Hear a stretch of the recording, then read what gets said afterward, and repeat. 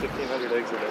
So if you lose 40 bees, or even that's a lot. If you lose 20 bees, not a big deal. What we have here is a nuke, short for nucleus. It's 2 5-frame boxes, basically. So together they'll equal 1 10-frame, which is what we have over there. So we're gonna just take this over there, and I'm just gonna take all the frames out of this hive and just place them into the hive that's over there. At least that's the plan. Last night I came while they were all in here at night, about 10:30 at night, and I just put screen over their entrance and stapled them all in. Full angry bees. All right, we're good.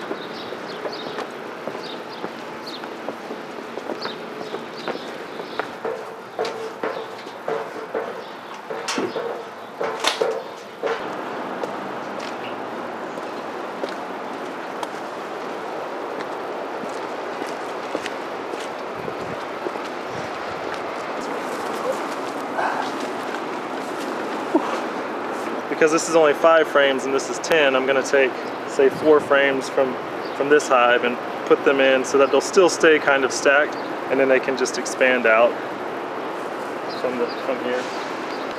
Normally they'd be fine this time of the year. I just wear shorts and a t-shirt, but because we move them and also in the morning they're a little testy. There's a couple theories.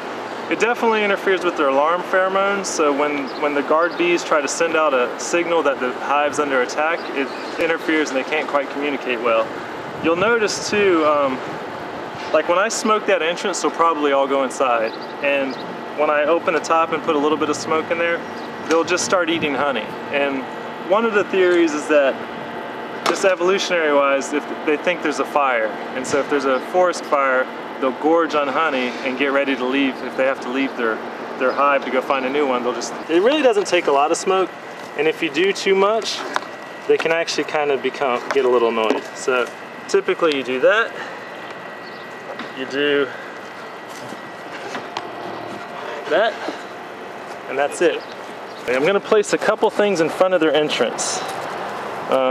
This should be good. I'm not trying to block it, but what I'm trying to do is so that when they come out, they're gonna run into this thing and realize something's different.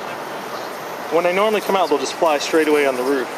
If they got away from here without realizing something's different, when they go forage, they're just gonna go back to where their hive was.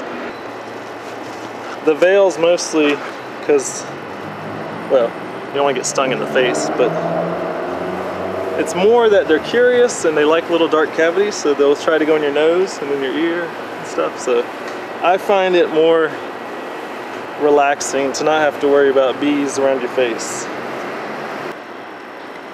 We'll find out pretty quickly what kind of mood they're in. They glue the whole hive back together. Like if you notice, the whole thing will pick up. And that's just, it's called propolis or propolis. It's just tree resins that they use to glue this thing. They all went down. Last night they were all up in here.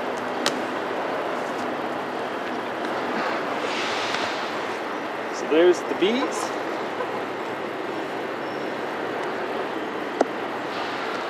They've totally glued this thing in.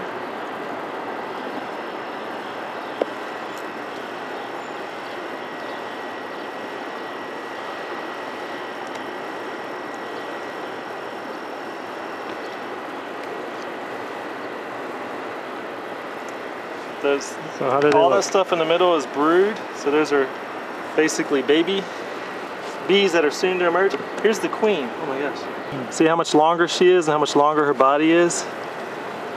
She has her body's much longer than the other bees. She's totally different. I rarely see her. This is a small package, but that is the queen. All the bees on here, it's all capped brood. Those are all babies. See how this is lighter over here? It's more recent brood.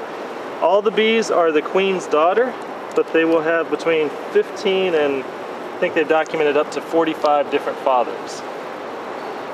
Right now they're storing nectar in there, and once they fill it all up and evaporate all the water out and moisture out and turn it into honey, they'll cap it over. But for now, and if you see their heads are in there, they're actually drinking and stuff because of the smoke.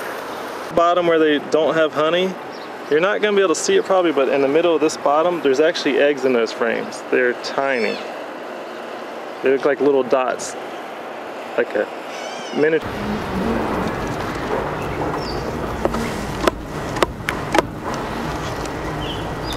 Got most of them. Got their attention. The bees can also come and go from the top if they want. But basically, they're in. I mean, basically I just moved their house, ripped it apart and everything, so now they're gonna go back and just sort of try to figure out what's going on. You know, is the hive okay? Like, they'll sort of check all that stuff out.